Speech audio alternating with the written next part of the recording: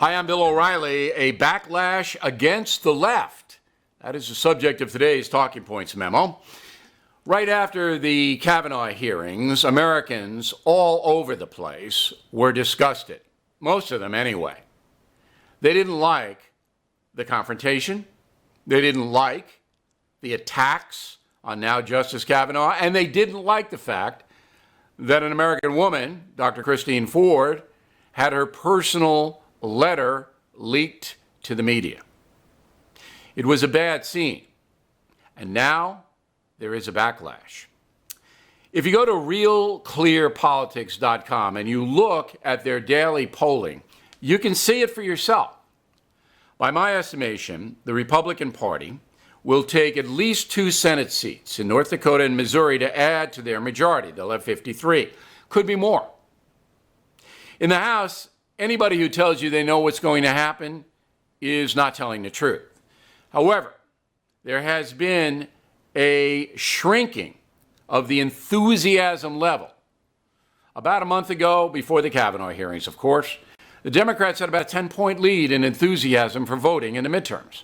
Now that lead is down to 4 or 5, and in the contested races, it's a tie between Republicans and Democrats about who's more enthusiastic to vote. Now, all of this shows you that there's a change going on in America just 3 weeks before the vote.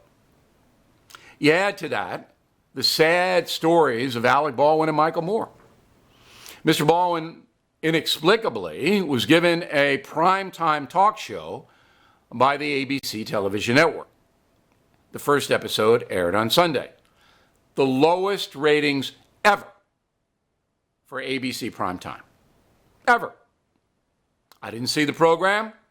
I know Mr. Baldwin personally. In person, he's all right, but he is a far-left zealot. And apparently, the other far-left zealots didn't want to watch his show. Then there's Michael Moore, who 3 or 4 weeks ago puts out a movie, gets a lot of distribution, and they had to pull it from many theaters because nobody showed up. Nobody. Anti-Trump movie.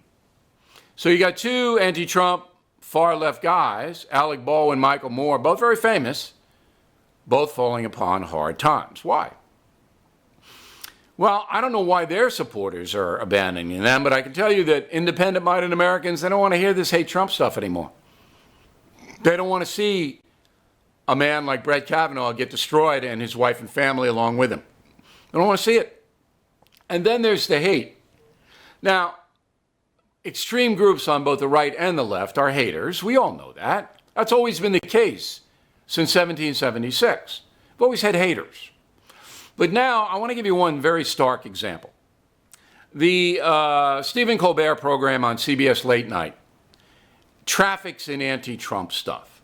And at first that show was a failure, but now it is actually the #1 rated show. It gets about 3.5 million people a night watching it. Johnny Carson used to get 9 million. Show you how late night has fallen.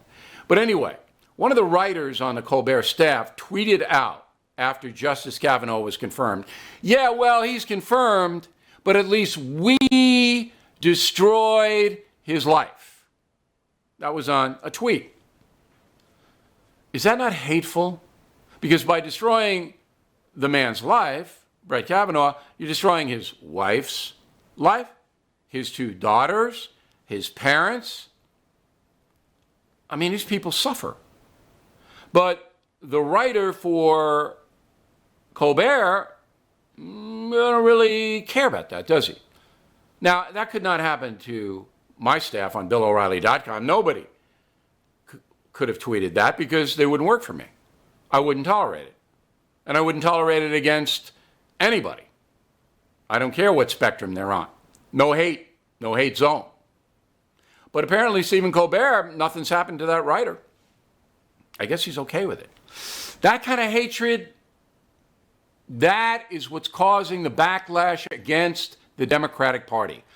Because not one Democrat, not one, elected to office in this country with any visibility stood up for due process or the presumption of innocence during the Kavanaugh debacle. Not one. Independent-minded Americans saw that. Independents are going to sway the election. Republicans will vote for Republicans, Democrats will vote for Democrats. But those in the middle, the independents, will mean victory or defeat. They are swinging against the Democratic Party. All the signs show that.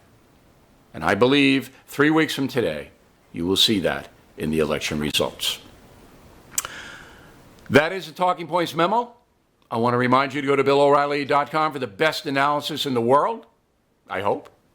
And also Killing the SS, my brand new book, is a huge bestseller already. We hope you check that out. I'm Bill O'Reilly. We'll see you again soon.